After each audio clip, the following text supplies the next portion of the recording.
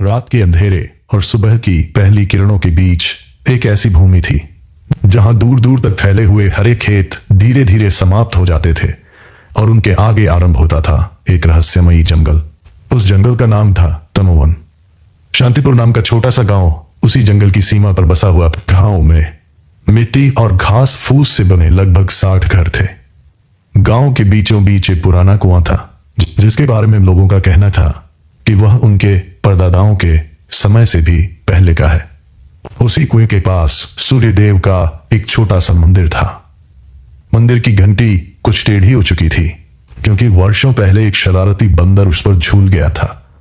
शांतिपुर के लोग साधारण जीवन जीते थे। वे खेती करते थे, पशु पालते थे और अपनी छोटी छोटी खुशियों में ही संसार खोज लेते थे। लेकिन गांव के हर व्यक्ति के मन में एक बात समान थी, तमोवन के प्रति उनका भय। कोई भी लकड़हारा उस जंगल में अधिक भीतर तक जाने का साहस नहीं करता था। बरगद के पेड़ों की तीसरी पंक्ति के आगे जाने का अर्थ था मृत्यु को निमंत्रण देना। गांव के बूढ़े लोग कहते थे कि उस जंगल में केवल जंगली जानवर ही नहीं रहते, बल्कि ऐसी शक्तियां भी रहती हैं जो मनुष्यों को पसंद नहीं करती। इसी गांव में वीरभद्र सिंह नाम का एक युवक रहता था। उसकी आयु 26 वर्ष थी। उसका शरीर किसी योद्धा की तरह बलवान नहीं था। वह तलवार चलाना नहीं जानता था। खेती में भी वह बहुत कुशल नहीं था। भजन गाने में भी उसकी आवाज साधारण थी, लेकिन उसके पास एक ऐसी कला थी जो उसे सबसे अलग बनाती थी। वह लोगों को सिखा सकता था। मंदिर के पीछे एक विशाल नीम का पेड़ था। उसी पेड़ के नीचे प्रतिदिन गांव के बच्चे एकत्र होते थे। वीरभद्र उन्हें पढ़ाता था। उसके पास कोई बड़ा विद्यालय नहीं था, न ही कोई महंगी पुस्तकें थीं। उसके पास केवल ताड़ के पत्तों पर लिखी हुई कुछ पुरानी पांडुलिपियां थीं जिन्हें उसने स्वयं अपने हाथों से तैयार किया था। उसके चेहरे पर हमेशा एक शांत मुस्कान रहती थी। उस दिन भी बच्चे उसी नीम के पेड़ के नीचे बैठे थे। छोटी मीरा ने हाथ उठाकर पूछा, गुरुजी, तारे चलते क्यों हैं? वीरभद्र मुस्कुराया। उसने एक पतली लकड़ी उठाई और मिट्टी पर एक गोल चक्र बनाया। तारे नहीं चलते मीरा, हम चलते हैं। मीरा ने आश्चर्य से आंखें फैला दी, लेकिन हमें तो ऐसा नहीं लगता। वीरभद्र ने धीरे से कहा, अगर कोई मछली नदी के पानी के साथ बह रही हो तो उसे नदी का बहाव महसूस नहीं होता। उसी तरह पृथ्वी भी घूमती रहती है और हम सब उसके साथ घूमते रहते हैं। बच्चे विस्मित होकर उसकी बातें सुनते रहे। वीरभद्र को ऐसे ही प्रश्न सबसे अधिक पसंद थे जिनका कोई सीधा उत्तर नहीं होता था। उसके पिता कभी एक जमींदार के यहां लेखक हुआ करते थे। जब वीरभद्र 14 वर्ष का था तब उसके पिता की मृत्यु हो गई। 2 वर्ष बाद उसकी माता भी संसार छोड़कर चली गई। उसके पास केवल एक छोटी सी झोपड़ी और कुछ पुरानी पांडुलिपियां ही बची थी। गांव के बच्चे उससे बहुत प्रेम करते थे, लेकिन विवाह योग्य युवतियों के परिवार उसकी ओर ध्यान भी नहीं देते थे। उनके लिए वीरभद्र केवल एक निर्धन शिक्षक था।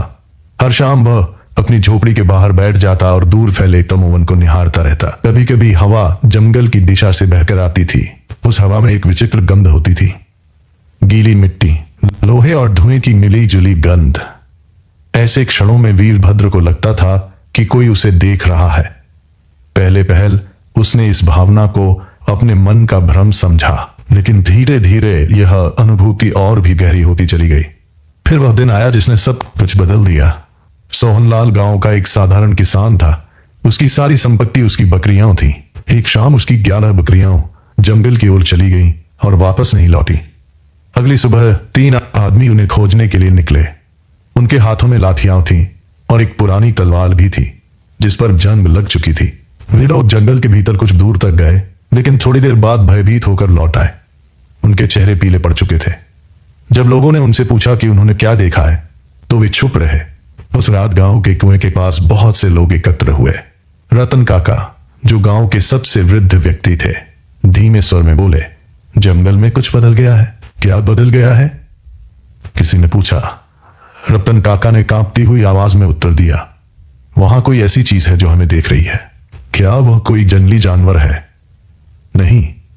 तो फिर क्या है? रतन काका ने सिर हिला दिया, मैं नहीं जानता। कुछ लोगों ने राजा की सेना को बुलाने की सलाह दी। लेकिन रतन काका हंस पड़े। 30 वर्षों से कोई सैनिक यहां नहीं आया है, क्या तुम्हें लगता है कि वे 11 बकरियों के लिए आएंगे? उस रात वीरभद्र को नींद नहीं आई। वह अपनी चटाई पर लेटा हुआ छत की ओर देखता रहा। उसके भीतर कोई अनजानी बेचैनी थी। उसे लग रहा था कि यह केवल बकरियों के खो जाने की घटना नहीं है, यह किसी बहुत बड़ी घटना की शुरुआत है। सूर्योदय से पहले ही वह उठ खड़ा हुआ। उसने अपने पिता की पुरानी लकड़ी की छड़ी उठाई और अकेला ही तमोवन की ओर चल पड़ा। जंगल के समीप पहुंचते ही उसे एक अजीब अनुभूति हुई। ऐसा लगा जैसे कोई अदृश्य शक्ति उसे आगे बढ़ने से रोक रही हो।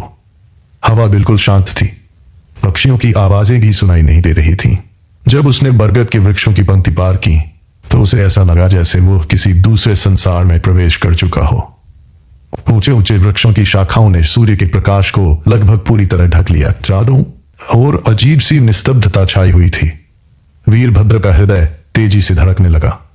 वह बहादुर नहीं था, उसने स्वयं को कई बार यही बात समझाई, लेकिन उसके भीतर एक और शक्ति भी थी जो उसे पीछे लौटने नहीं दे रही थी।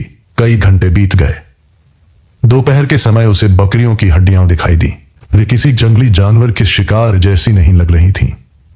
सफेद हड्डियां एक बड़े काले पत्थर के चारों ओर गोलाकार रूप में रखी हुई थीं। उन्हें देखकर वीरभद्र के शरीर में सिहरन दौड़ गई। उसी समय उसकी दृष्टि पत्थर के पीछे की ओर गई। पेड़ों की जड़ों के पीछे एक गुफा का प्रवेश द्वार छिपा हुआ। उसका मन वहां से भाग जाने के लिए कह रहा था, लेकिन उसकी जिज्ञासा उसके भय से कहीं अधिक शक्तिशाली थी। वह धीरे धीरे गुफा के भीतर प्रवेश कर गया। अंदर पूर्ण अंधकार था। पत्थरों की दीवारों पर विचित्र आकृतियां बनी हुई थीं। कहीं अनेक भुजाओं वाले प्राणी बने थे, कहीं अग्नि से घिरी हुई आंखें उकेरी गई थीं। कुछ दूर चलने के बाद अचानक उसके सामने एक विशाल कक्ष दिखाई दिया और उसी क्षण उसका श्वास रुक गया। उस कक्ष के मध्य में एक अग्नि जल रही थी। वह अग्नि किसी लकड़ी या तेल के बिना जल रही थी। उसका रंग नीला और स्वर्णिम था। सबसे विचित्र बात यह थी कि उससे न धुआं निकल रहा था और न ही गर्मी महसूस हो रही थी। वीरभद्र मंत्रमुग्ध होकर उसे देखता रह गया। तभी अचानक एक गंभीर आवाज पूरे कक्ष में गूंज उठी। कौन है जिसने अग्निवीर की निद्रा भंग करने का साहस किया है? आवाज सुनते ही वीरभद्र के हाथ से छड़ी गिर गई। उसने देखा कि अग्नि के भीतर से धीरे धीरे एक आकृति उभर रही है। वह कोई मनुष्य प्रतीत हो रही थी, लेकिन पूरी तरह मनुष्य नहीं थी। उसका शरीर प्रकाश से बना हुआ था और उसकी आंखों के स्थान पर केवल अग्नि की 2 प्रज्वलित लपटें दिखाई दे रही थी। वीरभद्र का गला सूख गया। मेरा नाम वीरभद्र है, उसने कांपती हुई आवाज में कहा। मैं शांतिपुर से आया हूं। मैं अपनी बकरियों को खोज रहा था। कुछ क्षणों तक वहां पूर्ण शांति छाई रही। फिर वह रहस्यमय आकृति मुस्कुराए। 500 वर्षों तक मैंने प्रतीक्षा की और अंत में मेरे द्वार तक पहुंचने वाला व्यक्ति एक शिक्षक निकला जो बकरियों की तलाश में यहां आया है। वीरभद्र आश्चर्य से उसकी ओर देखने लगा। उसके जीवन की सबसे बड़ी यात्रा अब आरंभ होने वाली थी। वीरभद्र स्तब्ध खड़ा रहा। उसे समझ में नहीं आ रहा था कि वह स्वप्न देख रहा है या वास्तव में उसके सामने कोई दिव्य शक्ति उपस्थित थी। उसके पैरों में हल्का सा कंपन हो रहा था। फिर भी उसने साहस जुटाया और पूछा, आप कौन हैं? प्रकाश से बनी वह आकृति कुछ क्षण तक उसे देखती रही। फिर उसने उत्तर दिया, मेरा नाम अग्निवीर है। बहुत समय पहले लोग मुझे ही अग्निवीर के नाम से जानते थे। वीरभद्र ने यह नाम पहले भी सुना था। उसके पिता कभी कभी प्राचीन कथाएं सुनाया करते थे। उन्हीं कथाओं में एक महर्षि का उल्लेख मिलता था जो सदियों पहले तमोवन में प्रवेश कर गए थे और फिर कभी वापस नहीं लौटे। वीरभद्र ने अविश्वास से कहा, लेकिन यह कैसे संभव है? मेरे पिता कहा करते थे कि आपकी कथा तो कई 100 वर्ष पुरानी है। अग्निवीर मुस्कुराए। तुम्हारे पिता ठीक कहते थे। 500 वर्षों से मैं इसी स्थान पर हूं, लेकिन कोई मनुष्य इतना लंबा जीवन कैसे जी सकता है? जब कोई व्यक्ति स्वयं को किसी महान उद्देश्य के लिए समर्पित कर देता है, तब वह केवल एक मनुष्य नहीं रह जाता। उसका जीवन उसके शरीर से कहीं अधिक विशाल हो जाता है। वीरभद्र ने चारों ओर देखा। उस विशाल गुफा में रहस्य में चिन्ह बने हुए थे। दीवारों पर अनेक आकृतियां उकेरी गई थीं। यह स्थान क्या है? उसने पूछा। अग्निवीर की आंखों में चमक बढ़ गई। यह संसार का एक घाव है। वीरभद्र कुछ समझ नहीं पाया। अग्निवीर ने आगे कहा, जिस संसार को तुम देखते हो वह केवल एक लोक नहीं है। इसके अतिरिक्त स्वर्गलोक और पाताल लोक भी हैं। हजारों वर्षों से इन तीनों लोकों के बीच एक संतुलन बना हुआ है, लेकिन कभी कभी कुछ शक्तियां इस संतुलन को नष्ट करने का प्रयास करती हैं। और ये जंगल उन स्थानों में से एक है जहां तीनों लोकों के बीच की सीमा बहुत कमजोर है। वीरभद्र के माथे पर पसीना आ गया। क्या आप कहना चाहते हैं कि यहां कोई दुष्ट शक्ति छिपी हुई है? केवल छिपी हुई नहीं, बल्कि जागने की प्रतीक्षा कर रही है। यह सुनते ही वीरभद्र की रीढ़ में सिहरन दौड़ गई। अग्निवीर ने अपने चारों ओर घूमती हुई अग्नि की ओर संकेत किया। 500 वर्षों से मैं इसी अग्नि की सहायता से इस मार्ग को बंद किए हुए हूं, लेकिन अब मेरी शक्ति समाप्त हो रही है। वीरभद्र ने घबरा कर पूछा, तो फिर क्या होगा? अंधकार लौट आएगा। कौन सा अंधकार? कालांतक। यह नाम सुनते ही गुफा की दीवारों पर बनी आकृतियां मानो जीवित हो उठी। अग्निवीर ने गंभीर स्वर में कहा, वह पाताल लोक का सबसे शक्तिशाली सेनापति था। उसके भीतर असीम शक्ति थी, लेकिन उसके साथ साथ असीम घृणा भी थी। वह संपूर्ण संसार को अपने अधीन करना चाहता था। फिर उसे रोका कैसे गया? देवताओं और ऋषियों ने मिलकर उसे पराजित किया, लेकिन वे उसे नष्ट नहीं कर सके। उन्होंने उसे पाताल लोक में बंद कर दिया। वीरभद्र ने पूछा, और अब वह वापस आना चाहता है? हाँ, लेकिन मैं इसमें क्या कर सकता हूं? मैं तो केवल एक साधारण शिक्षक हूं। अग्निवीर की मुस्कान और गहरी हो गई। इसीलिए तो मैंने तुम्हें चुना है। मुझे? हाँ, लेकिन क्यों? क्योंकि शक्ति का अर्थ केवल युद्ध करना नहीं होता। वीरभद्र कुछ बोल नहीं पाया। अग्निवीर ने कहा, मैंने अपने जीवन में अनेक योद्धाओं को देखा है। मैंने राजाओं को देखा है। मैंने ऐसे लोगों को भी देखा है जो अपनी शक्ति के अहंकार में डूब गए थे। लेकिन तुम अलग हो। मैं अलग कैसे हूं? तुम जो कुछ भी सीखते हो उसे दूसरों को सिखा देते हो। तुम ज्ञान को अपने पास छिपा कर नहीं रखते। वीरभद्र ने सिर झुका लिया। मैं तो केवल अपना कर्तव्य निभाता हूं। नहीं वीरभद्र, तुम मुझसे कहीं अधिक करते हो। अचानक अग्नि की लपटें और तेज हो गई। नीले और स्वर्णिम प्रकाश की अनेक किरणें हवा में तैरने लगी। वीरभद्र भयभीत होकर पीछे हट गया। घबराओ मत, ये क्या हो रहा है? मैं अपनी शक्ति तुम्हें सौंप रहा हूं। वीरभद्र चौंक गया। नहीं, मैं ये नहीं कर सकता। तुम्हें ये करना ही होगा, लेकिन मैं योग्य नहीं हूं। अग्निवीर की आवाज पहले से अधिक कोमल हो गई। जो व्यक्ति स्वयं को अयोग्य समझता है वही वास्तव में योग्य होता है। अगले ही क्षण प्रकाश की वे किरणें धीरे धीरे वीरभद्र की ओर बढ़ने लगी। उसका हृदय बहुत तेजी से धड़कने लगा। वह भागना चाहता था, लेकिन उसके पैर जैसे जमीन से चिपक गए थे। फिर वो प्रकाश उसके शरीर के भीतर समा गया। एक क्षण के लिए उसे ऐसा लगा मानो उसके सीने के भीतर सूर्य उदित हो गया हो। लेकिन आश्चर्य की बात यह थी कि उसे कोई पीड़ा नहीं हुई। उसे केवल एक अद्भुत ऊष्मा का अनुभव हुआ। वह ऊष्मा उसके हृदय के भीतर स्थिर हो गई। यह क्या है? अग्निवीर ने उत्तर दिया, अंतराग्नि। अंतराग्नि, मनुष्य के भीतर छिपी हुई वह शक्ति जो उसे भय से मुक्त करती है। वीरभद्र ने अपना हाथ अपने सीने पर रख लिया। उसे सचमुच ऐसा लग रहा था जैसे उसके भीतर कोई छोटी सी लौ जल रही हो। क्या अब मैं एक योद्धा बन जाऊंगा?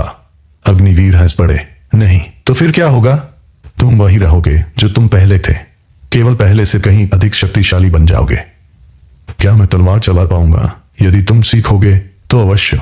क्या मैं अग्नि उत्पन्न कर पाऊंगा? शायद। क्या मैं राक्षसों से लड़ पाऊंगा? अग्निवीर कुछ देर तक चुप रहे। जब समय आएगा तब तुम्हें इसका उत्तर स्वयं मिल जाएगा। वीरभद्र ने गहरी सांस ली। और यदि मैं असफल हो गया तो? तब कोई और प्रयास करेगा। और यदि वह भी असफल हो गया तो? तब भी कोई ना कोई प्रयास करता रहेगा। वीरभद्र ने आश्चर्य से उनकी ओर देखा। अग्निवीर ने कहा, यही संसार का नियम है। प्रकाश कभी हार नहीं मानता। इतने में अग्नि की लपटें धीमी होने लगी। वीरभद्र घबरा गया। क्या हुआ? मेरा समय समाप्त हो रहा है। नहीं, ध्यान से सुनो। तुम्हें शांतिपूर्वक वापस जाना होगा। उसके बाद तुम्हें सूर्यगढ़ जाना होगा। वहां के राजा चंद्रकेतु को सब कुछ बताना होगा। क्या वे मेरी बात पर विश्वास करेंगे? शायद नहीं। फिर तुम्हें पर्वत अशोक पर रहने वाले योगी ब्रह्मानंद को ढूंढना होगा। वे कौन हैं? वे मेरे शिष्य हैं। अचानक गुफा में कंपन होने लगा। पत्थरों के छोटे छोटे टुकड़े नीचे गिरने लगे। अग्निवीर की आकृति धीरे धीरे धुंधली होने लगी। वीरभद्र ने घबरा कर कहा, रुक जाइए, मेरे पास अभी बहुत सारे प्रश्न हैं। अग्निवीर मुस्कुराए, प्रश्नों के उत्तर तुम्हें मार्ग में मिल जाएंगे, लेकिन मैं तैयार नहीं हूं। कोई भी कभी तैयार नहीं होता। यह कहते ही उनकी आकृति अग्नि के भीतर विलीन हो गई। कुछ क्षणों के बाद संपूर्ण गुफा अंधकार में डूब गई। लेकिन फिर वीरभद्र ने देखा कि उसके शरीर से हल्की स्वर्णिम आभा निकल रही थी।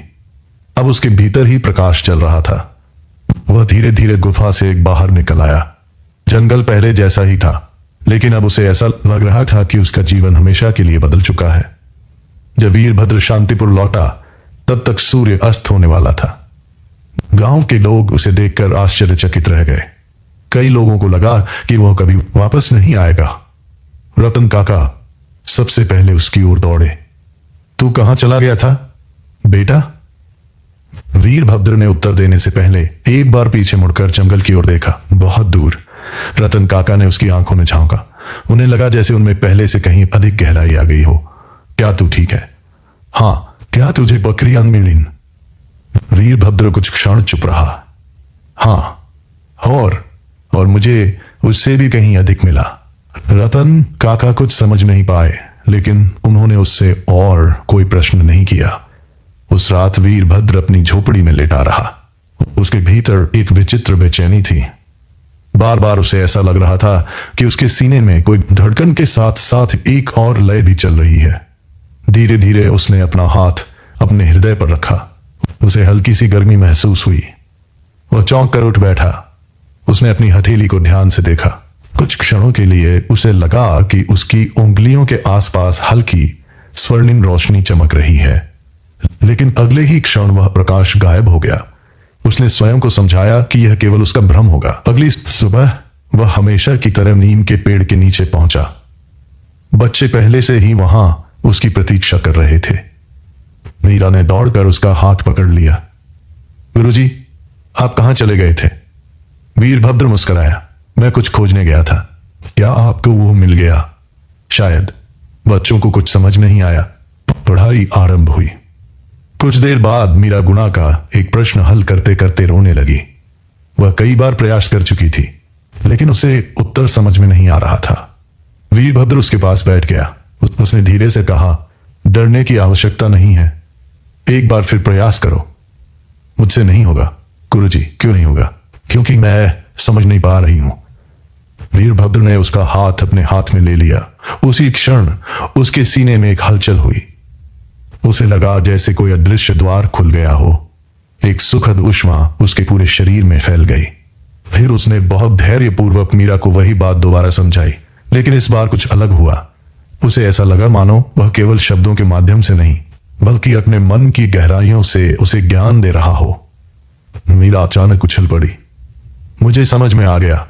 उसके चेहरे पर प्रसन्नता फैल गई।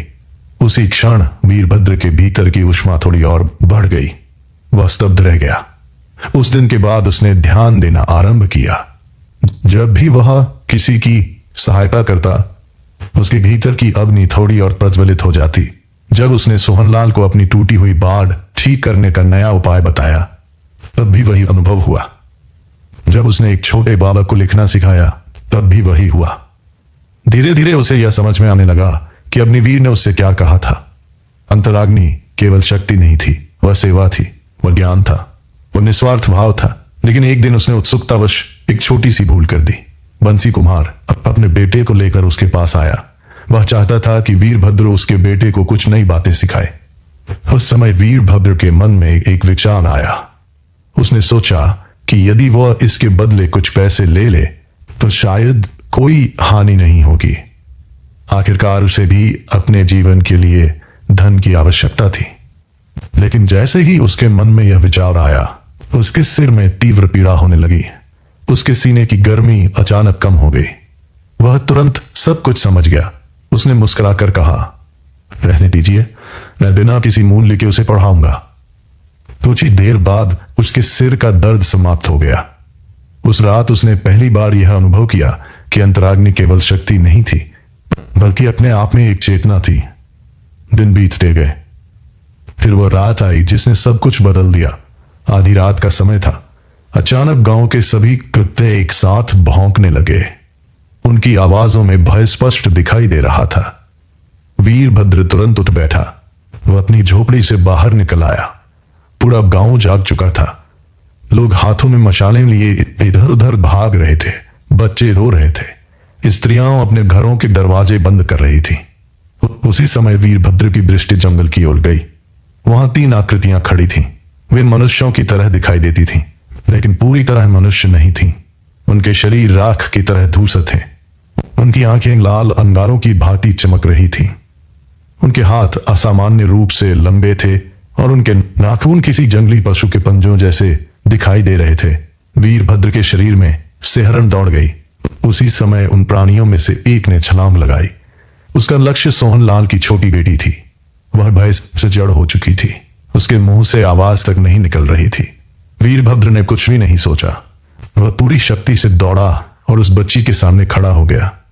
राक्षस का पंजा उसकी छाती की ओर बढ़ा, लेकिन उसी क्षण उसके भीतर की अंतराग्नि भड़क उठी। एक प्रचंड स्वर्णिम प्रकाश उसके शरीर से बाहर निकला। राक्षस दर्द से चीख उठा। उसके हाथ से धुआं निकलने लगा। वह कई कदम पीछे हट गया। वीरभद्र स्वयं भी आश्चर्यचकित था। उसने अपनी हथेलियों की ओर देखा। वे हल्की रोशनी से चमक रही थी। सब लोग पीछे हट जाओ, उसने ऊंची आवाज में कहा। सोहनलाल ने अपनी बेटी को उठाकर पीछे खींच लिया। बाकी 2 राक्षस भी आगे बढ़ने लगे। उनकी आंखों में क्रोध था। वीरभद्र के हाथ में केवल उसके पिता की पुरानी छड़ी थी, लेकिन न जाने क्यों उसे भय नहीं लग रहा था। उसे अचानक एक बात समझ में आ गई। ये प्राणी अंधकार और भय से शक्ति प्राप्त करते थे। यदि गांव के लोग भयभीत होकर भागने लगते तो ये और अधिक शक्तिशाली हो जाते। वीरभद्र ऊंची आवाज में बोला, सभी बच्चे मंदिर के भीतर चले जाएं। रतन काका ने उसकी ओर देखा, लेकिन जल्दी कीजिए। फिर उसने कहा, सभी लोग अपनी मशालें लेकर एक पंक्ति में खड़े हो जाएं। गांव वाले उसकी बात मानने लगे। धीरे धीरे मशालों की एक दीवार बन गई। राक्षस पीछे हटने लगे। उन्हें यह प्रकाश सहन नहीं हो रहा था। वीरभद्र ने पहली बार अनुभव किया कि उसका साहस केवल उसका अपना साहस नहीं था। गांव के लोगों का साहस भी उसके भीतर की अग्नि को और अधिक प्रबल बना रहा था। तीनों राक्षस कुछ देर तक वहीं खड़े रहे। फिर वे मुड़े और जंगल के अंधकार में विलीन हो गए। चारों ओर सन्नाटा छा गया। वीरभद्र वहीं घुटनों के बल बैठ गया। उसके हाथ कांप रहे थे। रतन काका धीरे धीरे उसके पास आए। बेटा, यह सब क्या था? वीरभद्र ने दूर जंगल की ओर देखा। उसके भीतर फिर वही उष्मा जाग उठी थी। अब उसे अपनी वीर की बातें याद आने लगी। कालांतक, पाताल लोक, सूर्यगढ़ा, योगी ब्रह्मानंद। उसने गहरी सांस ली। मुझे जाना होगा। कहां? सूर्यगढ़। क्यों? वीरभद्र ने आकाश की ओर देखा। उसे ऐसा लग रहा था जैसे अंधकार के भीतर कोई उसकी प्रतीक्षा कर रहा हो, और शायद वह प्रतीक्षा अब समाप्त होने वाली थी। वीरभद्र ने अगली सुबह ही यात्रा की तैयारी आरंभ कर दी। उसके पास रखने के लिए बहुत कुछ नहीं था। उसने अपने पिता की पुरानी छड़ी उठाई, 2 जोड़ी कपड़े बांधे और अपनी पांडुलिपियों को सावधानी से लकड़ी के संदूक में रख दिया। जब यह समाचार पूरे गांव में फैला तो लोग उसके घर के सामने एकत्र होने लगे। सोहनलाल सबसे पहले आगे आया। तुम सचमुच जा रहे हो? वीरभद्र ने सिर हिलाया। हाँ, लेकिन तुम लौट कर आओगे ना? वीरभद्र कुछ क्षणों तक मौन रहा। मैं पूरी कोशिश करूंगा। रतन काका धीरे धीरे आगे बढ़े। उनके हाथ कांप रहे थे। उन्होंने अपनी कमर से बौधी हुई छोटी सी थैली निकाली और वीरभद्र के हाथ में रख दी। इसमें कुछ सिक्के हैं, लेकिन काका, इसकी कोई आवश्यकता नहीं है। चुप रहो। वीरभद्र मुस्कुरा पड़ा। रतन काका की आंखों में आंसू चमक रहे थे। तुम्हारे पिता भी बिल्कुल ऐसे ही थे। जब भी किसी को उनकी आवश्यकता होती थी, वे सबसे पहले आगे आते थे। वीरभद्र ने झुककर उनके चरण छू लिए। मीरा दौड़ती हुई उसके पास आई। गुरुजी, आप कब लौटेंगे? बहुत जल्द। झूठ मत बोलिए। वीरभद्र कुछ नहीं बोला। मीरा ने अपनी छोटी सी हथेली खोली। उसमें एक सूखा हुआ नीम का पत्ता रखा था। इसे अपने पास रख लीजिए। यह क्यों? ताकि आप हमें भूल न जाएं। वीरभद्र ने वह पत्ता अपने वस्त्रों के भीतर रख लिया। मैं कभी नहीं भूलूंगा। उसके बाद वह चल पड़ा। सूर्यगढ़ तक का मार्ग लंबा था। कई नदियों और मैदानों को पार करने के बाद ही वहां पहुंचा जा सकता था। पहले दिन उसने लगातार यात्रा की। दूसरे दिन तक उसके पैरों में दर्द होने लगा। तीसरे दिन सुबह सुबह उसे दूर क्षितिज पर विशाल दीवारें दिखाई दी। वह सूर्यगढ़ था। ऊंची ऊंची दीवारें सूर्य के प्रकाश में चमक रही थीं। उनके पीछे अनेक मंदिरों के शिखर दिखाई दे रहे थे। जैसे जैसे वीरभद्र आगे बढ़ता गया, वैसे वैसे भीड़ बढ़ती गई। उसने अपने जीवन में कभी इतने सारे लोगों को एक साथ नहीं देखा था। सड़क के दोनों ओर दुकानों की लंबी पंक्तियां थीं। कहीं मसालों की सुगंध फैल रही थी तो कहीं लोहार अपनी धौंकनियों पर काम कर रहे थे। बैलगाड़ियों की आवाज, मंदिरों की घंटियां और लोगों की बातचीत मिलकर एक विचित्र संगीत उत्पन्न कर रही थी। वीरभद्र को अचानक अपना छोटा सा गांव याद आ गया। उसे ऐसा लगा जैसे वो किसी दूसरे संसार में आ गया हो। वह राजमहल के मुख्य द्वार तक पहुंचा। 2 सैनिक वहां पहरा दे रहे थे। उनमें से एक ने उसे ऊपर से नीचे तक देखा। क्या काम है? मुझे महाराज से मिलना है। सैनिक हंस पड़ा। महाराज से? हां। क्यों? मुझे उनसे एक अत्यंत आवश्यक बात कहनी है। कौन सी बात? वीरभद्र ने धीरे से कहा। तमोवन के बारे में। सैनिक का चेहरा बिल्कुल नहीं बदला। जाओ, यहां से चले जाओ। लेकिन मेरी बात सुनिए। हम प्रतिदिन ऐसे सैकड़ों लोगों से मिलते हैं। वीरभद्र ने गहरी सांस ली। मुझे श्री अग्निवीर ने भेजा है। इस बार दोनों सैनिकों के चेहरे बदल गए। पहले सैनिक ने भौहें सिकोड़ ली। ऋषि अग्निवीर? हां। तुम उनका नाम कैसे जानते हो? क्योंकि मैं उनसे मिला हूं। दूसरा सैनिक हंस पड़ा। लगता है यह व्यक्ति पागल हो गया है। कुछ ही देर बाद वीरभद्र को वहां से जाने के लिए कह दिया गया, लेकिन वह नहीं गया। अगली सुबह वह फिर वहीं पहुंच गया। तीसरे दिन भी वह वहीं खड़ा रहा। चौथे दिन एक महिला सैनिक वहां आई। उसके चेहरे पर कठोरता स्पष्ट दिखाई दे रही थी। उसकी दाहिनी भौं के ऊपर एक पुराना घाव था। उसने वीरभद्र को ध्यान से देखा। तुम पिछले 3 दिनों से यहां क्यों खड़े हो? वीरभद्र ने विनम्रता से उत्तर दिया, क्योंकि मुझे महाराज से मिलना है। और तुम अब तक यहीं खड़े हो? हां। तुम्हें क्या लगता है इससे क्या होगा? शायद कुछ नहीं। फिर भी तुम यहीं खड़े हो? हां। महिला ने कुछ क्षणों तक उसे देखा। तुम्हारा नाम क्या है? वीरभद्र। और तुम कहना क्या चाहते हो? तमोवन का द्वार खुलने वाला है। महिला का चेहरा अचानक गंभीर हो गया। यह बात तुम्हें किसने बताई? ऋषि अग्निवीर ने। उसकी आंखें फैल गईं। फिर से कहो। वीरभद्र ने पूरी बात दोहराई। महिला ने अपनी बाला जमीन पर टिका दी। मेरा नाम केसरी देवी है। आपसे मिलकर प्रसन्नता हुई। अभी प्रसन्न मत हो। क्यों? क्योंकि यदि तुम सच बोल रहे हो तो हम सब बहुत बड़ी समस्या में हैं। वीरभद्र ने पहली बार उसके चेहरे पर चिंता की झलक देखी। क्या आप मेरी सहायता करेंगी? मुझे नहीं पता। क्यों? क्योंकि मैं स्वयं यह नहीं जानती कि मुझे तुम्हारी बात पर विश्वास करना चाहिए या नहीं। कुछ क्षणों तक दोनों मौन रहे। फिर केसरी देवी ने कहा, मेरे साथ आओ। राजमहल के भीतर प्रवेश करते ही वीरभद्र आश्चर्यचकित रह गया। चारों ओर विशाल स्तंभ खड़े थे। दीवारों पर भव्य चित्र बने हुए थे। चमकदार फर्श पर सैनिकों के कदमों की आवाज गूंज रही थी। अंततः वे एक विशाल कक्ष के सामने पहुंचे। उस कक्ष के मध्य में एक सिंहासन रखा हुआ था। उस पर बैठे हुए व्यक्ति की आयु लगभग 40 वर्ष रही होगी। उनकी आंखों में थकान दिखाई दे रही थी, लेकिन उनके चेहरे पर एक अद्भुत दृढ़ता भी थी। वे महाराज चंद्रकेतु थे। वीरभद्र ने झुककर प्रणाम किया। महाराज ने उसे ध्यान से देखा। तो तुम वही व्यक्ति हो? जी। तुम्हारा कहना है कि तुम 500 वर्ष पुराने एक ऋषि से मिले हो? जी। और तुम यह भी कहना चाहते हो कि पाताल लोक का कोई राक्षस संसार पर आक्रमण करने वाला है? जी। सभा में उपस्थित लोग हंसने लगे, लेकिन तभी वीरभद्र की दृष्टि एक ओर खड़ी एक युवती पर पड़ी। वह राजसी वस्त्रों में थी। उसकी कमर पर तलवार बांधी हुई थी। वह हंस नहीं रही थी, वह बहुत ध्यान से वीरभद्र को देख रही थी और उसकी आंखों में अविश्वास नहीं बल्कि जिज्ञासा दिखाई दे रही थी। यही राजकुमारी अनन्या थी।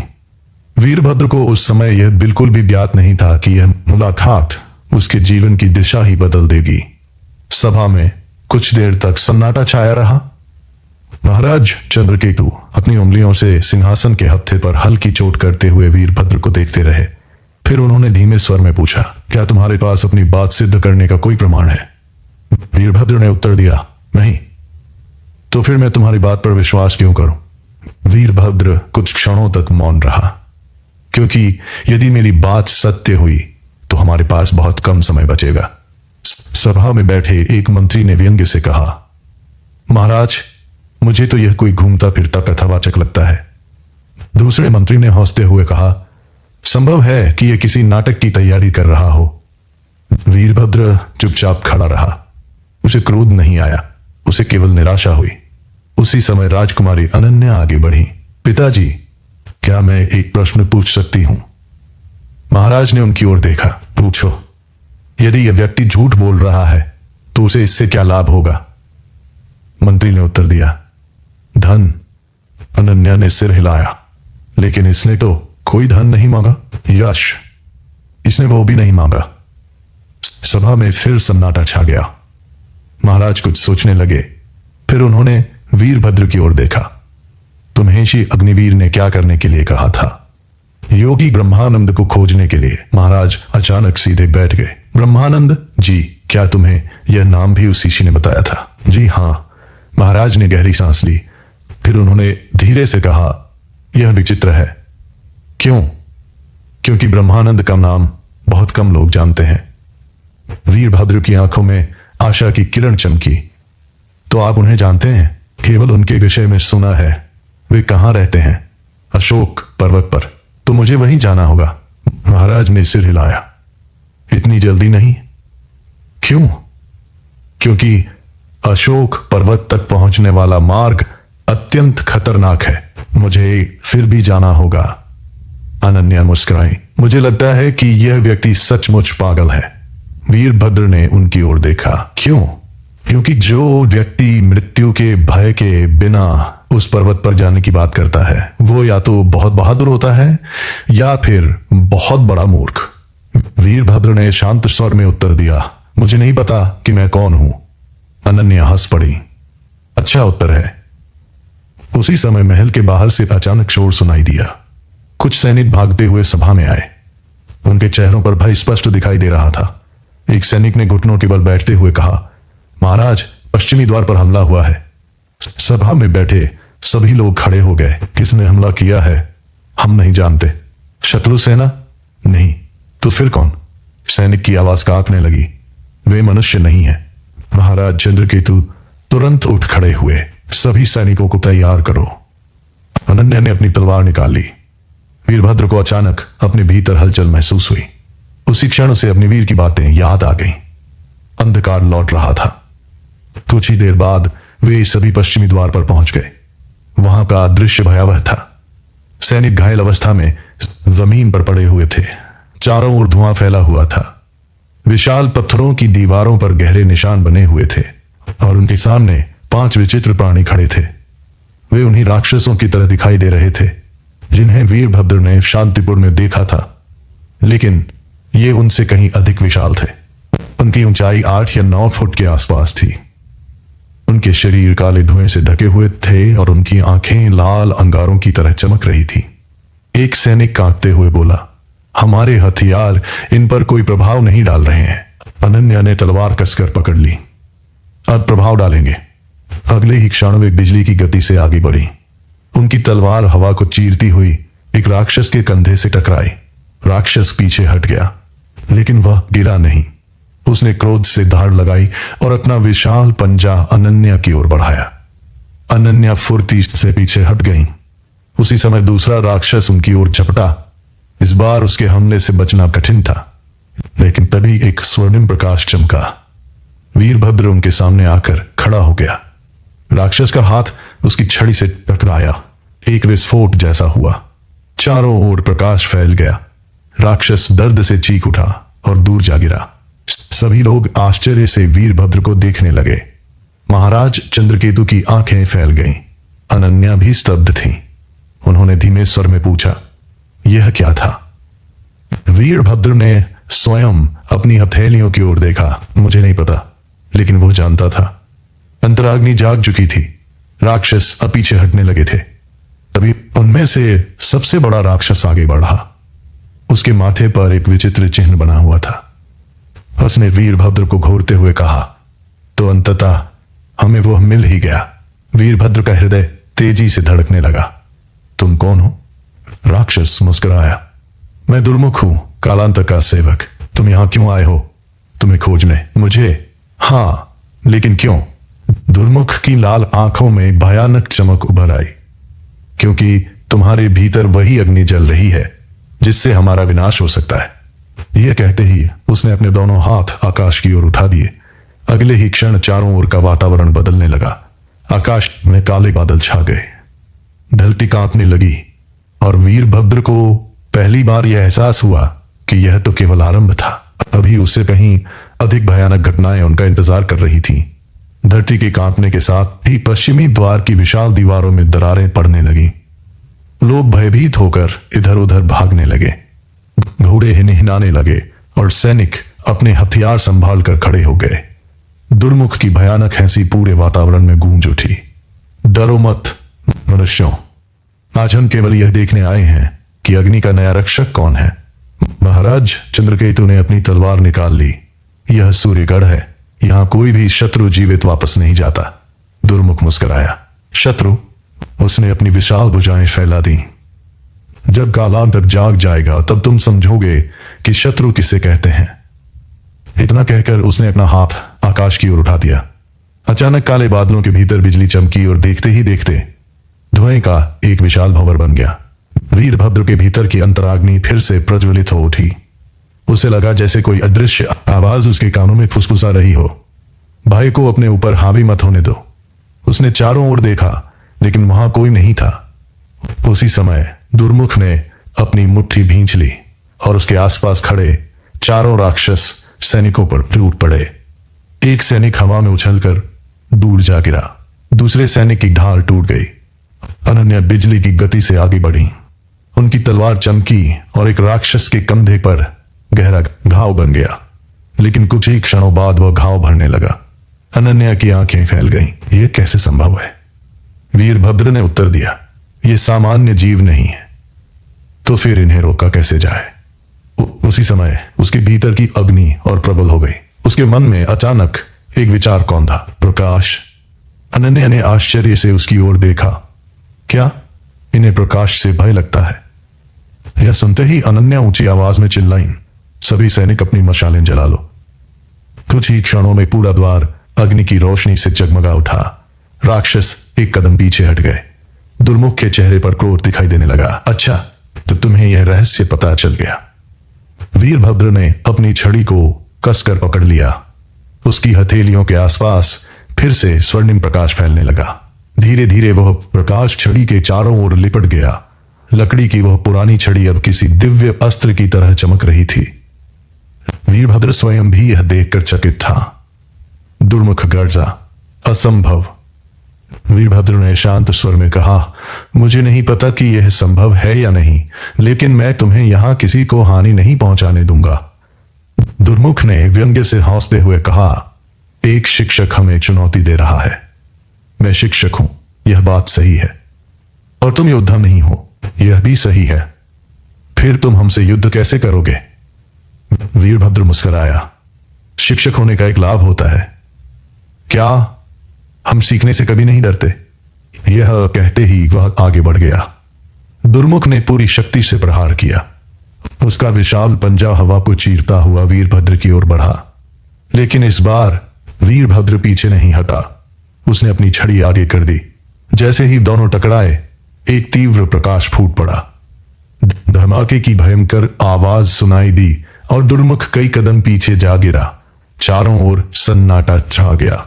दुर्मुख ने अविश्वास से अपनी हथेली की ओर देखा। उसकी त्वचा जल चुकी थी। यह कैसे संभव है? वीरभद्र ने कोई उत्तर नहीं दिया, क्योंकि वह स्वयं भी उत्तर नहीं जानता था। तभी अचानक एक विचित्र घटना हुई। वीरभद्र की आंखों के सामने कुछ चित्र उभरने लगे। उसे दिखाई दिया कि एक विशाल सेना किसी अंधेरी घाटी में आगे बढ़ रही है। हजारों राक्षस युद्ध के लिए तैयार खड़े थे। उनके सामने काले पत्थरों से बना एक विशाल द्वार था। उस द्वार के ऊपर केवल एक शब्द लिखा था, कालांतक। अचानक दृश्य समाप्त हो गया। वीरभद्र ने अपने सिर को पकड़ लिया। अनन्या घबराकर उसके पास आई। क्या हुआ? वीरभद्र ने गहरी सांस ली। मैंने कुछ देखा है। क्या? वे आ रहे हैं। महाराज चंद्रकेतु ने उसकी ओर देखा। कौन? कालांतक की सेना। सभा में खड़े सभी लोग भयभीत हो उठे। दुर्मुख, फिर ऐसा? अब तुम्हें सत्य का पता चल गया है। उसने धीरे से अपना सिर झुकाया और कहा, हम फिर मिलेंगे, अग्नि के रक्षक। अगले ही क्षण वह धुएं में बदल गया। बाकी राक्षस भी उसी धुएं में विलीन हो गए। कुछ ही पलों में वहां केवल सन्नाटा रह गया। महाराज चंद्रकेतु धीरे धीरे वीरभद्र के पास आए। अब मुझे तुम्हारी बात पर विश्वास हो गया है। अनन्या ने गंभीर स्वर में पूछा, अब क्या होगा? वीरभद्र ने दूर पर्वतों की ओर देखा। अब हमें ब्रह्मानंद को खोजना होगा। महाराज ने सिर हिलाया। तुम अकेले नहीं जाओगे? क्यों? क्योंकि अब यह केवल तुम्हारी लड़ाई नहीं है। उसी समय अनन्या आगे बढ़ी। मैं भी साथ चलूंगी। महाराज चौंक पड़े। अनन्या, यदि राज्य संकट में है तो मेरा स्थान महल के भीतर नहीं बल्कि युद्ध भूमि में है। महाराज कुछ देर तक चुप रहे। फिर उन्होंने भारी स्वर में कहा, ठीक है। उसी समय पीछे से एक हंसमुख आवाज सुनाई दी, यदि राजकुमारी जा रही हैं तो मैं भी साथ चलूंगा। सब लोगों ने मुड़कर देखा। लगभग 30 वर्ष का एक युवक वहां खड़ा था। उसके कंधे पर धनुष लटका हुआ था और उसके चेहरे पर शरारती मुस्कान फैली हुई थी। अनन्या ने गहरी सांस ली। लगता है परेशानी बढ़ने वाली है। वह युवक हंस पड़ा। मेरा नाम माधव है और मैं परेशानी नहीं, समाधान लेकर आता हूं। वीरभद्र ने उसे ध्यान से देखा। न जाने क्यों उसे ऐसा लगा कि उनकी ये मुलाकात भी संयोग नहीं थी। कहीं न कहीं भाग्य पहले ही अपनी चाल चल चुका था। माधव की बात सुनकर अनन्या ने अपनी भौहें सिकोड़ ली। तुम यहां क्या कर रहे हो? माधव ने मुस्कुराते हुए उत्तर दिया, मैं हमेशा वहीं पहुंच जाता हूं जहां मेरी आवश्यकता होती है। अनन्या ने गहरी सांस ली। तुम्हें किसने बुलाया था? किसी ने नहीं। फिर तुम आए क्यों? क्योंकि मुझे लगा कि कुछ रोचक होने वाला है। महाराज चंद्रकेतु ने कठोर स्वर में कहा, माधव, यह कोई खेल नहीं है। माधव ने सम्मानपूर्वक सिर झुका दिया। मैं जानता हूं महाराज। वीरभद्र चुपचाप उसे देख रहा था। वह समझ नहीं पा रहा था कि यह व्यक्ति वास्तव में कौन था। उसके कपड़े साधारण थे, लेकिन उसकी आंखों में एक अलग प्रकार का आत्मविश्वास दिखाई दे रहा था। उसकी कमर पर एक छोटी तलवार बढ़ी हुई थी और उसके कंधे पर टंगा हुआ धनुष यह बता रहा था कि वह साधारण यात्री नहीं था। महाराज ने कहा, कल प्रातः तुम लोग अशोक पर्वत के लिए प्रस्थान करोगे। क्या हम अकेले जाएंगे? वीरभद्र ने पूछा। नहीं, कुछ सैनिक भी तुम्हारे साथ जाएंगे। माधव मुस्कुराया। तो फिर यात्रा थोड़ी आसान हो जाएगी। अनन्या ने उसकी ओर देखा।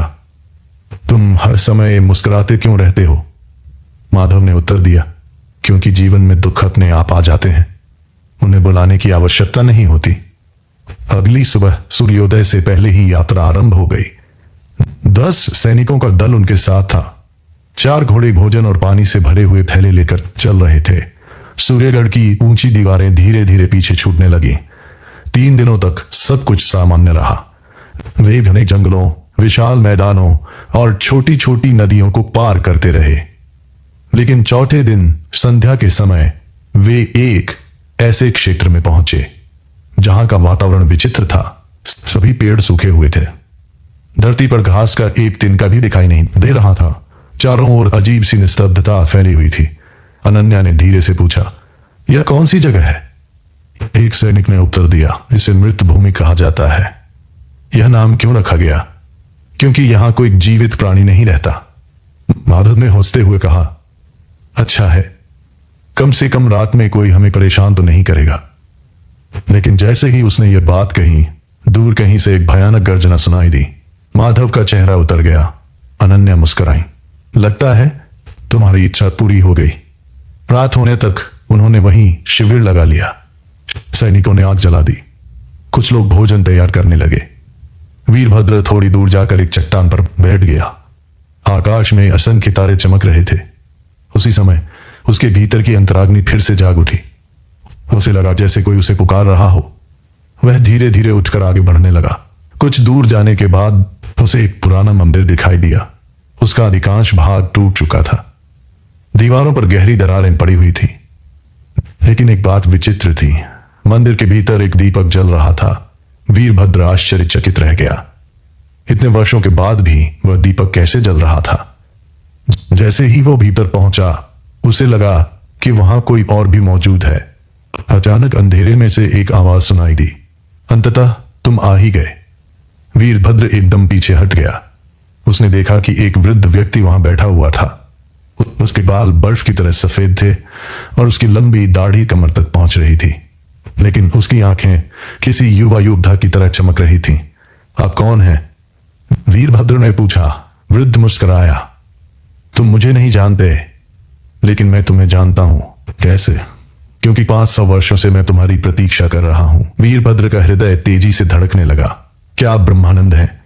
वृद्ध ने धीरे धीरे सिर हिलाया। हाँ। उसी क्षण मंदिर के बाहर तेज हवा चलने लगी। धरती कांप उठी और अगले ही पल एक सैनिक की भयभीत चीख सुनाई दी। वीरभद्र तुरंत बाहर की ओर दौड़ा। जो दृश्य उसने देखा, उसे देखकर उसके कदम वहीं रुक गए। शिविर के चारों ओर काले धुएं से बने सैकड़ों जीव खड़े थे। उनकी लाल आंखें अंधेरे में अंगारों की तरह चमक रही थीं और उन सबके बीच दुर्मुख खड़ा था। उसके चेहरे पर एक भयानक मुस्कान फैल गई। मैंने तुमसे कहा था कि हम फिर मिलेंगे। दुर्मुख की बात सुनते ही सभी सैनिक अपने हथियार संभाल कर खड़े हो गए। रात का अंधेरा धीरे धीरे और गहरा होता जा रहा था। आकाश में बादलों की मोटी परतें छा चुकी थीं और ठंडी हवाएं पेड़ों की सूखी शाखाओं से टकराकर एक अजीब सी आवाज उत्पन्न कर रही थी। अनन्या ने अपनी तलवार बाहर निकाली। लगता है इस बार तुम्हारी संख्या कुछ अधिक है।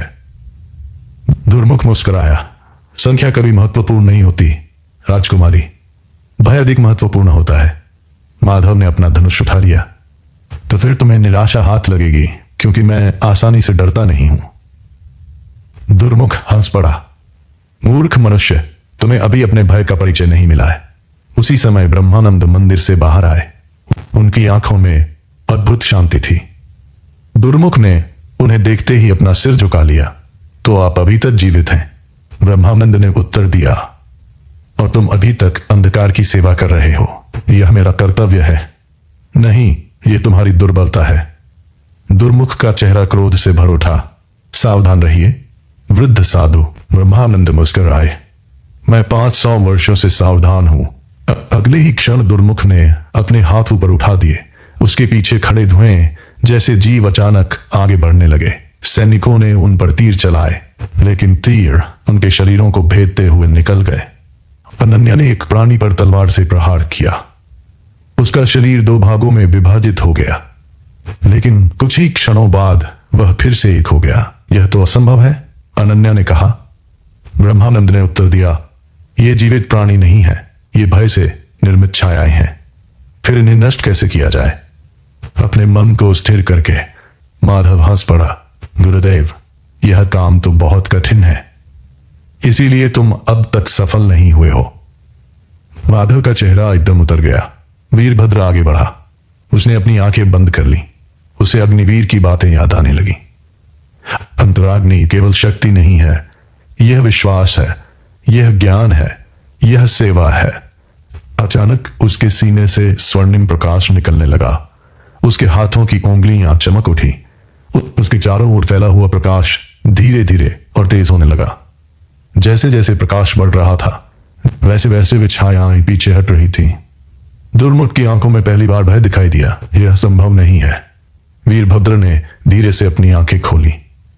तुम लोग भय से शक्ति प्राप्त करते हो, लेकिन मैं विश्वास से शक्ति प्राप्त करता हूं। दुर्मुख क्रोध से गरज उठा। उसने पूरी शक्ति से आक्रमण किया। वीरभद्र ने अपनी छड़ी आगे कर दी। जैसे ही दोनों शक्तियां टकराईं, एक भयंकर विस्फोट हुआ। धरती कांप उठी।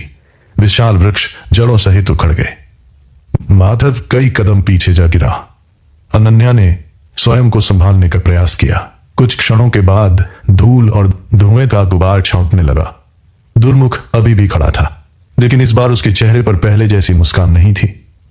उसके शरीर पर अनेक दरारें पड़ चुकी थी। ब्रह्मानंद ने कहा, तुम अभी भी समय रहते लौट सकते हो। दुर्मुख ने क्रोध से उत्तर दिया, कभी नहीं।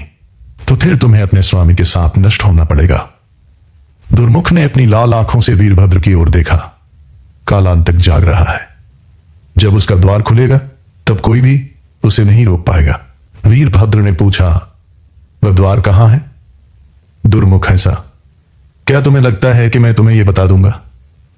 उसी क्षण ब्रह्मानंद ने अपनी हथेली आकाश की ओर उठा दी। एक चमकदार किरण सीधे दुर्मुख के ऊपर गिरी। वह दर्द से चीख उठा। उसका शरीर धीरे धीरे धुएं में बदलने लगा। अंतिम क्षणों में उसने चिल्लाकर कहा, अग्नि के रक्षक, हम फिर मिलेंगे। कुछ ही क्षणों बाद वहां केवल सन्नाटा रह गया। ब्रह्मानंद धीरे धीरे वीरभद्र के पास आए। समय बहुत कम है। क्या कालांतक सचमुच जाग रहा है? हां, फिर हमें क्या करना होगा? ब्रह्मानंद ने दूर उत्तर दिशा की ओर संकेत किया। हमें प्रकाश पर्वत तक पहुंचना होगा। अनन्या ने पूछा, वहां क्या है? ब्रह्मानंद की आंखों में गंभीरता उतर आई। वहां संसार का सबसे बड़ा रहस्य छिपा हुआ है। माधव ने धीरे से पूछा, और वह रहस्य क्या है? ब्रह्मानंद ने उत्तर दिया, अंतराग्नि का वास्तविक स्वरूप। ब्रह्मानंद की बात सुनते ही चारों ओर गहरा सन्नाटा छा गया। दूर कहीं हवा की एक तीव्र लहर उठी और सूखे हुए वृक्षों की शाखाएं एक दूसरे से टकराने लगीं। वीरभद्र कुछ क्षणों तक मौन खड़ा रहा। उसके मन में असंख्य प्रश्न उठ रहे थे।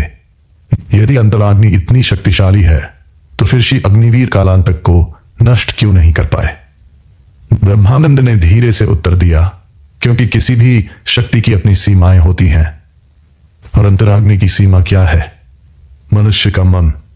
माधव ने आश्चर्य से पूछा, इसका क्या अर्थ है? ब्रह्मानंद मुस्कुराए, यदि मन भय से भर जाए तो अंतराग्नि क्षीण हो जाती है। यदि मन अहंकार से भर जाए तो वह मनुष्य को स्वयं नष्ट कर देती है। लेकिन यदि मन सेवा, करुणा और सत्य से भर जाए तो यही शक्ति संसार को बदल सकती है। अनन्या ने गंभीर स्वर में पूछा, तो फिर कालांतक को हराने के लिए वीरभद्र को और अधिक शक्तिशाली बनना होगा? नहीं नहीं, उसे और अधिक विनम्र बनना होगा। माधव ने धीरे से सिर खुजाया। यह तो बहुत विचित्र बात है। ब्रह्मानंद हंस पड़े, इसीलिए तो तुम अब तक कुछ नहीं समझ पाए। अगली सुबह वे सभी प्रकाश पर्वत की ओर चल पड़े। मार्ग अत्यंत कठिन था। उन्हें ऊंची चट्टानों पर चढ़ना पड़ा, बर्फ से ढकी हुई संकरी पगडंडियों से होकर गुजरना पड़ा और गहरी खाइयों को पार करना पड़ा। धीरे धीरे मौसम बदलने लगा। हवा पहले से अधिक ठंडी हो गई। आकाश में सफेद बादल तैरने लगे। 3 दिनों के बाद वे एक विशाल पर्वत के सामने पहुंचे। उसका शिखर बादलों के ऊपर तक पहुंचा हुआ था। अनन्या ने आश्चर्य से कहा, मैंने इतना ऊंचा पर्वत पहले कभी नहीं देखा। ब्रह्मानंद ने उत्तर दिया, यही प्रकाश पर्वत है। क्या अंतराग्नि का रहस्य यहीं छिपा हुआ है? हां, कुछ दूर आगे बढ़ने पर उन्हें पत्थरों से बना हुआ एक विशाल द्वार दिखाई दिया। उस पर अनेक रहस्यमयी चिन्ह बने हुए थे। वीरभद्र ने उन चिन्हों को ध्यान से देखा। उसे अचानक ऐसा लगा जैसे उसने उन्हें पहले भी कहीं देखा हो। फिर उसे याद आया, वही चिन्ह उस गुफा की दीवारों पर भी बने हुए थे जहां उसकी भेंट अग्निवीर से हुई थी। जैसे ही वह द्वार के निकट पहुंचा, उसके भीतर की अंतराग्नि प्रज्वलित हो उठी। धीरे धीरे पत्थरों का वह विशाल द्वार अपने आप खुलने लगा। अंदर एक लंबा गलियारा दिखाई दे रहा था।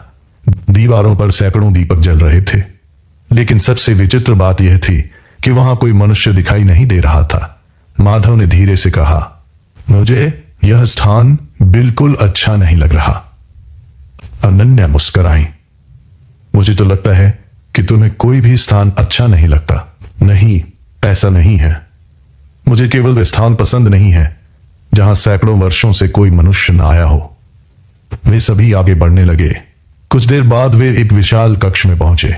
कक्ष के मध्य में एक चमकदार पत्थर रखा हुआ था। उस पत्थर से स्वर्णिम प्रकाश निकल रहा था। वीरभद्र की धड़कनें तेज हो गईं। ब्रह्मानंद धीरे धीरे आगे बढ़े। यही वह स्थान है। यह पत्थर क्या है? वीरभद्र ने पूछा। यह अग्निशिला है। और इसकी विशेषता क्या है? इसी से पहली बार अंतराग्नि उत्पन्न हुई थी। अचानक पूरा कक्ष कांपने लगा, पत्थरों की दीवारों में दरारें पड़ने लगी। माधव घबरा गया। अब क्या हुआ? ब्रह्मानंद की आंखें सिकुड़ गईं। वे लोग हमें ढूंढते हुए यहां तक पहुंच गए। अगले ही क्षण एक भयानक गर्जना सुनाई दी। सामने की दीवार टूट गई। धुएं और धूल के बीच एक विशाल आकृति धीरे धीरे आगे बढ़ी। वह दुर्मुख नहीं था, वह उससे कहीं अधिक विशाल और भयावह था। उसकी ऊंचाई लगभग 12 फुट थी। उसके पूरे शरीर पर काले कवच जैसा आवरण था और उसकी आंखों से लाल प्रकाश निकल रहा था। अनन्या ने तलवार कसकर पकड़ ली। यह कौन है? ब्रह्मानंद का चेहरा कठोर हो गया। यह रक्ताक्ष है। क्या यह भी कालांतक का सेवक है? नहीं तो फिर? ब्रह्मानंद ने गहरी सांस ली। यह उसकी सेना का सेनापति है। रक्ताक्ष की दृष्टि सीधे वीरभद्र पर जाकर ठहर गई। उसने भारी स्वर में कहा, तो तुम ही नए रक्षक हो?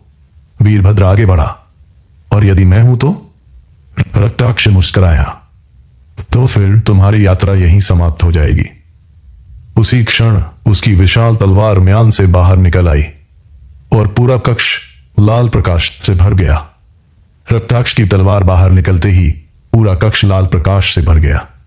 उसकी आंखों में ऐसी क्रूरता दिखाई दे रही थी कि कुछ क्षणों के लिए वहां उपस्थित सभी लोगों की सांसें थम गईं। लेकिन ब्रह्मानंद शांत खड़े रहे। उन्होंने धीरे से कहा, सावधान रहना, यह दुर्मुख की तरह नहीं है। माधव ने पूछा, क्या यह उससे अधिक शक्तिशाली है? ब्रह्मानंद ने उत्तर दिया, बहुत अधिक। रक्ताक्ष आगे बढ़ा। उसके भारी कदमों की आवाज पूरे कक्ष में गूंजने लगी। 500 वर्षों के बाद भी तुम लोग वही भूल कर रहे हो। वीरभद्र ने पूछा, कौन सी भूल? तुम लोग ये सोचते हो कि प्रकाश और अंधकार एक दूसरे के शत्रु हैं? क्या वे शत्रु नहीं हैं? रक्ताक्ष हंस पड़ा। यदि अंधकार नहीं होगा तो प्रकाश का मूल्य कौन समझेगा? वीरभद्र कुछ नहीं बोला। ब्रह्मानंद आगे बढ़े।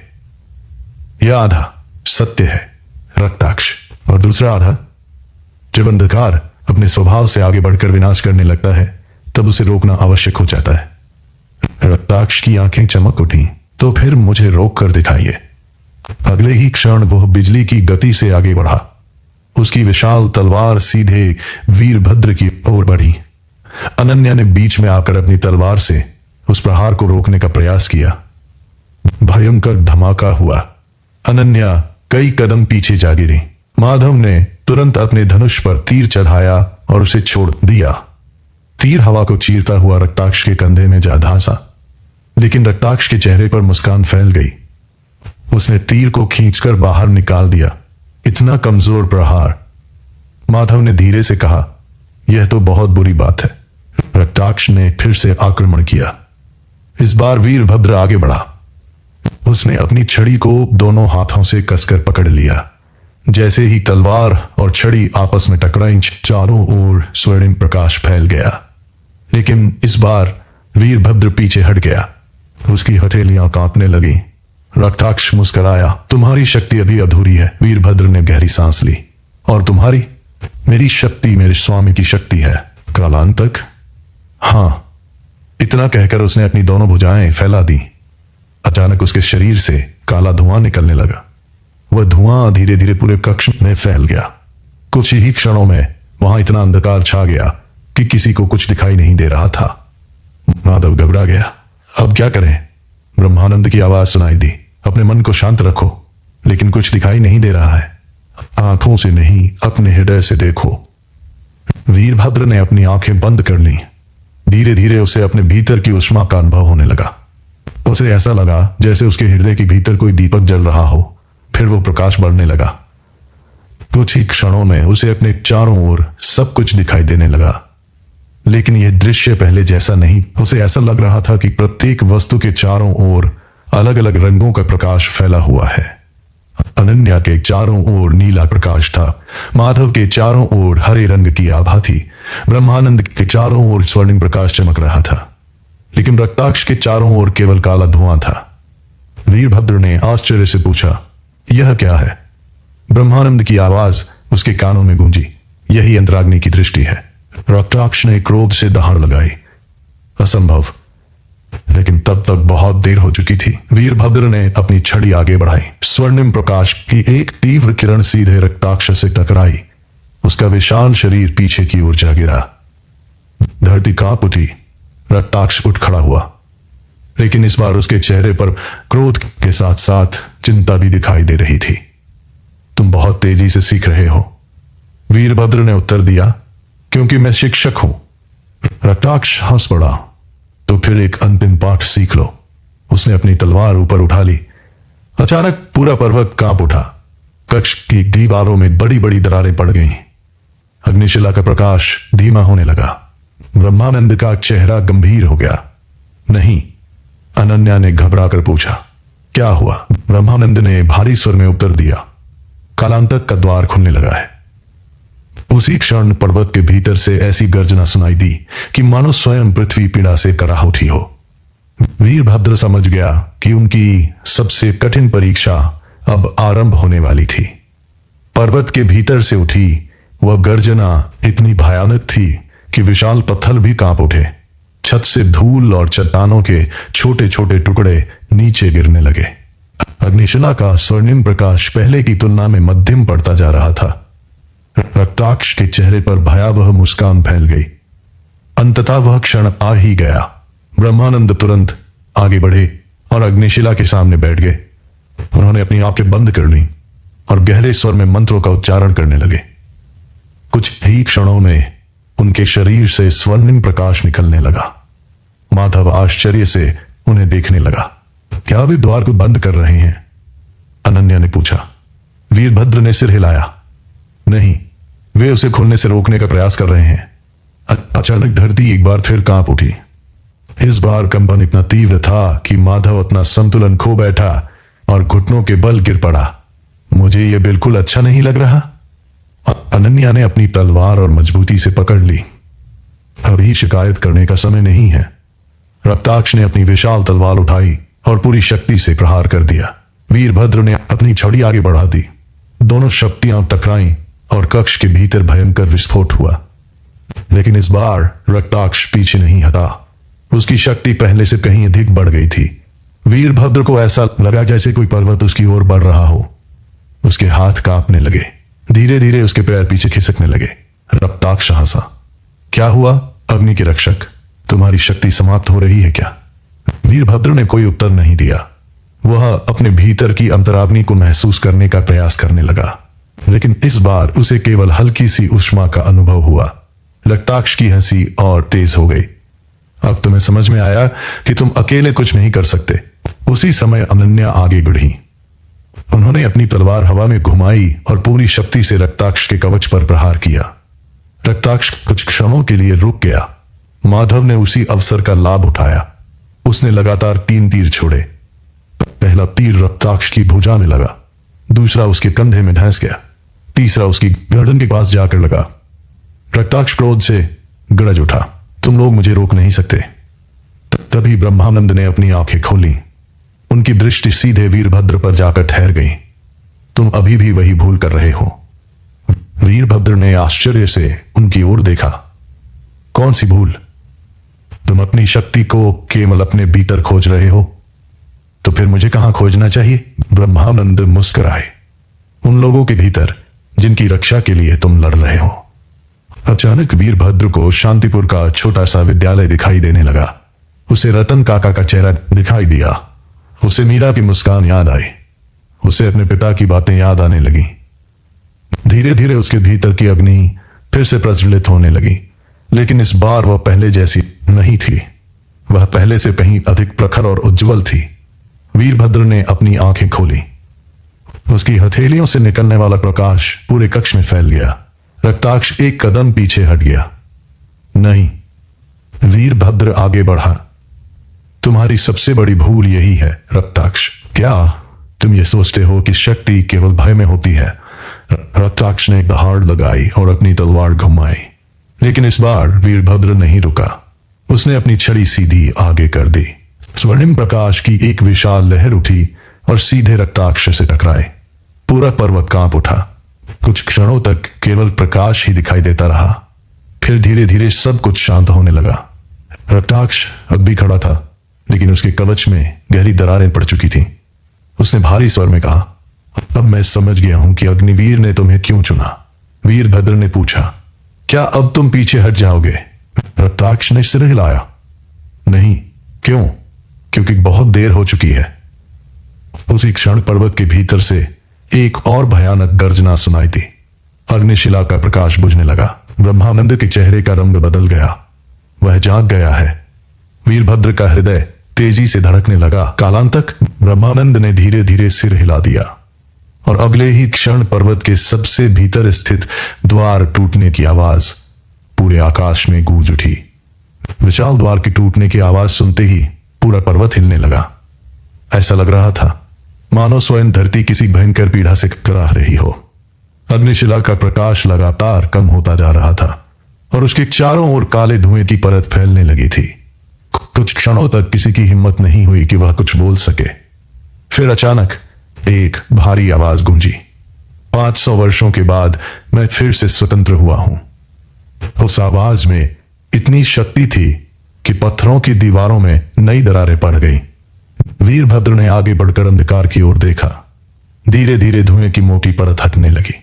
फिर एक विशाल आकृति दिखाई दी। उसके लंबे काले बाल उसकी कमर तक पहुंच रहे थे। उसके शरीर पर काले रंग का कवच था और उसकी आंखें पिघले हुए लावे की तरह चमक रही थीं। उसके हाथ में एक विशाल तलवार थी जिसकी धार से काला धुआं निकल रहा था। यह कालांतक था। कुछ क्षणों तक पूरा वातावरण शांत रहा। फिर कालांतक ने अपनी दृष्टि वीरभद्र पर डाल दी। तो तुम अग्निवीर के उत्तराधिकारी हो? वीरभद्र ने बिना डरे उत्तर दिया, और तुम वही हो जिसने संसार को नष्ट करने का निश्चय किया है। कालांतक हंस पड़ा। संसार को नष्ट करने का नहीं, उसे बदलने का। भय और विनाश के द्वारा मनुष्य केवल दो ही चीजों को समझता है, भय और शक्ति। ब्रह्मानंद आगे बढ़े। नहीं कालांतक, मनुष्य प्रेम और विश्वास को भी समझता है। कालांतक की आंखें सिकुड़ गईं। 500 वर्षों के बाद भी तुम्हारे विचार नहीं बदले और तुम्हारा अहंकार भी नहीं बदला। कालांतक ने अपनी तलवार हवा में उठा ली। तो फिर आज इसका अंत हो जाएगा। अगले ही क्षण उसने अपनी तलवार जमीन पर दे मारी। एक भयंकर विस्फोट हुआ। अनन्या दूर जाकर गिरी। माधव का धनुष उसके हाथ से छूट गया। वीरभद्र भी कई कदम पीछे हट गया। केवल ब्रह्मानंद ही अपनी जगह पर खड़े रहे। कालांतक ने आश्चर्य से उनकी ओर देखा। तुम अभी भी दृढ़ हो? ब्रह्मानंद मुस्कुराए, क्योंकि सत्य कभी कमजोर नहीं होता। कालांतक क्रोधित हो उठा। उसने अपने दोनों हाथ फैला दिए। अचानक पर्वत के बाहर आकाश में काले बादल छा गए। बिजली चमकने लगी और भयंकर तूफान उठ खड़ा हुआ। उसी समय वीरभद्र को अपने भीतर एक विचित्र परिवर्तन महसूस हुआ। उसे ऐसा लगा जैसे कोई पुरानी स्मृति उसके मन में जाग रही हो। उसे अग्निवीर का चेहरा दिखाई दिया, फिर उसे अपने पिता दिखाई दिए, फिर उसे शांतिपुर के लोग दिखाई दिए। उसे समझ में आने लगा कि अंतराग्नि का वास्तविक अर्थ क्या था। यह केवल युद्ध करने की शक्ति नहीं थी, यह लोगों को जोड़ने वाली शक्ति थी। यह आशा की शक्ति थी, यह विश्वास की शक्ति थी। उसी समय कालांतक ने फिर से आक्रमण किया। इस बार वीरभद्र ने अपनी छड़ी आगे नहीं बढ़ाई। वह शांत खड़ा रहा। अनन्या चिल्लाई, सावधान! लेकिन वीरभद्र नहीं हिला। कालांतक की तलवार उसके बिल्कुल सामने पहुंच गई और तभी एक चमत्कार हुआ। तलवार अपने आप रुक गई। कालांतक की आंखों में आश्चर्य भर गया। यह कैसे संभव है? वीरभद्र ने शांत स्वर में उत्तर दिया, क्योंकि मैं अकेला नहीं हूं। अचानक उसके चारों ओर स्वर्णिम प्रकाश फैल गया। उस प्रकाश में अनगिनत आकृतियां दिखाई देने लगी। रतन काका, मीरा, सोहनलाल, सूर्यगढ़ के सैनिक, अनन्या, माधव, ब्रह्मानंद और सबसे पीछे अग्निवीर खड़े थे। कालांतक कुछ क्षणों के लिए भयभीत हो उठा। नहीं, वीरभद्र ने धीरे से कहा, यही वह शक्ति है जिसे तुम कभी समझ नहीं पाए। उसी समय अग्निशिला का प्रकाश फिर से प्रज्वलित हो उठा। पूरा पर्वत स्वर्णिम प्रकाश से भर गया और कालांतक ने पहली बार पीछे हटना आरंभ कर दिया। लेकिन युद्ध अभी समाप्त नहीं हुआ था। वास्तव में सबसे कठिन संघर्ष अब शुरू होने वाला था। कालांतक कुछ कदम पीछे हट गया। लेकिन उसके चेहरे पर भय से अधिक क्रोध दिखाई दे रहा था। उसकी आंखों में जलती हुई अग्नि पहले से कहीं अधिक भयानक हो गई थी। उसने अपनी तलवार आकाश की ओर उठा दी। तुम लोग यह सोचते हो कि मुझे पराजित किया जा सकता है? वीरभद्र ने शांत स्वर में उत्तर दिया। प्रत्येक शक्ति की एक सीमा होती है। कालांतक हंस पड़ा। और मेरी सीमा क्या है? तुम्हारा अहंकार। यह सुनते ही कालांतक का चेहरा कठोर हो गया। अग्निवीर भी यही कहा करता था। उसी समय अग्निवीर की प्रकाशमय आकृति धीरे धीरे प्रकट हुई। वे पहले की तरह शांत दिखाई दे रहे थे। कालांतक की आंखें फैल गईं। यह असंभव है। अग्निवीर मुस्कुराए। असली शक्ति कभी नष्ट नहीं होती।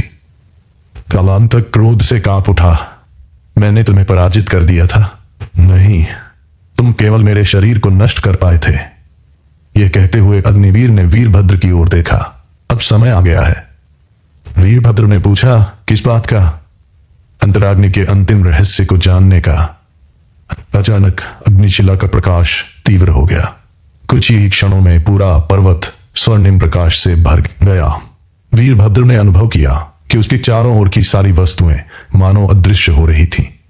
फिर उसने स्वयं को एक विशाल मैदान में खड़ा पाया। उसके सामने अग्निवीर थे, लेकिन इस बार उनके साथ एक और व्यक्ति भी खड़ा था। उसे देखते ही ब्रह्मानंद की आंखें फैल गईं। यह तो असंभव है, माधव ने आश्चर्य से पूछा। क्या हुआ? ब्रह्मानंद ने कांपती हुई आवाज में कहा, यह शिव वसुकेतु है। वीरभद्र ने उस वृद्ध व्यक्ति की ओर देखा। उनकी आंखों में अपार शांति थी। उन्होंने मुस्कुराकर कहा, अंतराग्नि का निर्माण मैंने ही किया था। वीरभद्र स्तब्ध रह गया। आपने? हाँ, लेकिन क्यों? क्योंकि मुझे विश्वास था कि एक दिन संसार को ऐसी शक्ति की आवश्यकता पड़ेगी जो केवल युद्ध करना न सिखाए, बल्कि लोगों को एक दूसरे से जोड़ सके। कालांतक की गर्जना फिर सुनाई दी। बहुत बातें हो चुकी।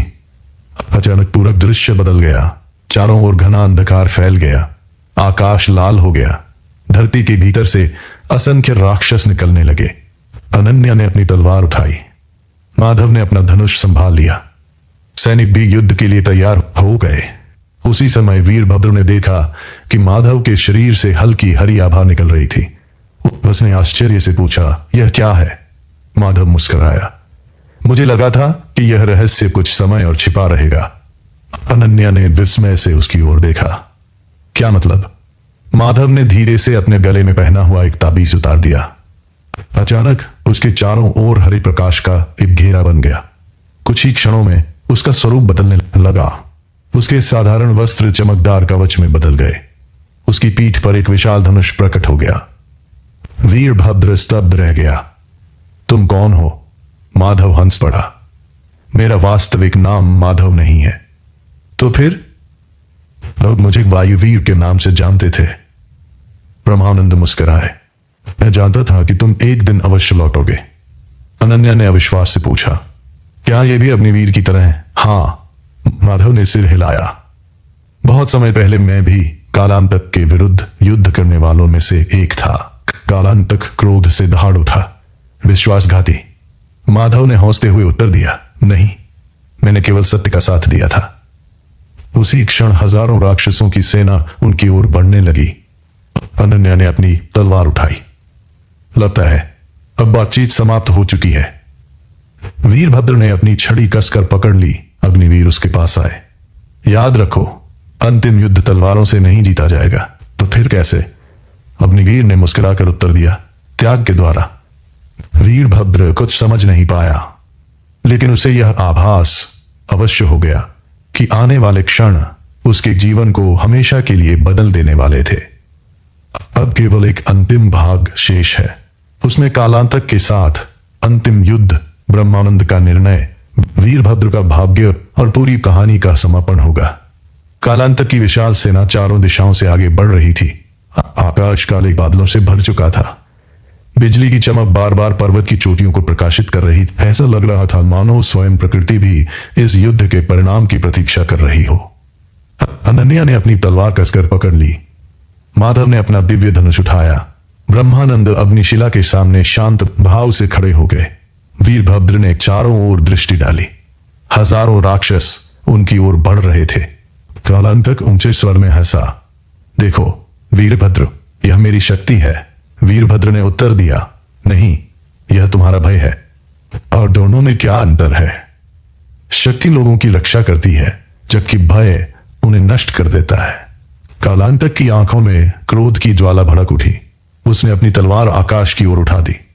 क्षण भर में धरती फटने लगी, पर्वतों की चोटियां टूटकर नीचे गिरने लगी। चारों ओर चीख पुकार मच गई। अनन्या और माधव राक्षसों की सेना से भिड़ गए। अनन्या की तलवार बिजली की तरह चमक रही थी। एक एक करके अनेक राक्षस धराशायी होने लगे। दूसरी ओर माधव अपने धनुष से अद्भुत गति से तीर चला रहा था। उसके तीर हवा में चमकते हुए आगे बढ़ते और अपने लक्ष्य को भेद देते, लेकिन राक्षसों की संख्या बहुत अधिक थी। उसी समय कालांतक आगे बढ़ा। उसकी तलवार सीधे वीरभद्र की ओर बढ़ी।